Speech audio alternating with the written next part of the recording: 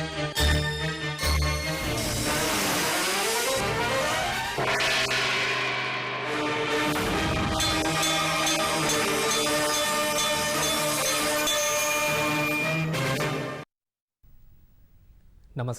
ఘంటారావానికి స్వాగతం. ముందుగా ప్రధానాంశాలు.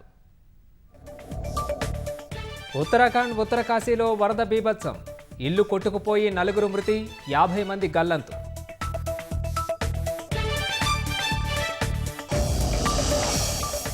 పశ్చిమ బెంగాల్లో మరోసారి ఉద్రిక్త పరిస్థితులు, బీజేపీ నేత సువేందు అధికారి కాన్వాయ్పై దాడి.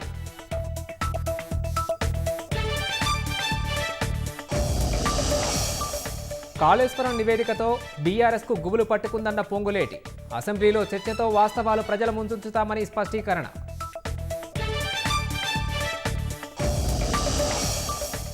కాళ్లు పట్టుకుని పదవి అడుక్కోబోనన్న రాజగోపాల్ రెడ్డి, మళ్లీ ఏ త్యాగానికైనా సిద్ధం, ఎంత దూరమైనా వెళ్తానని వ్యాఖ్య.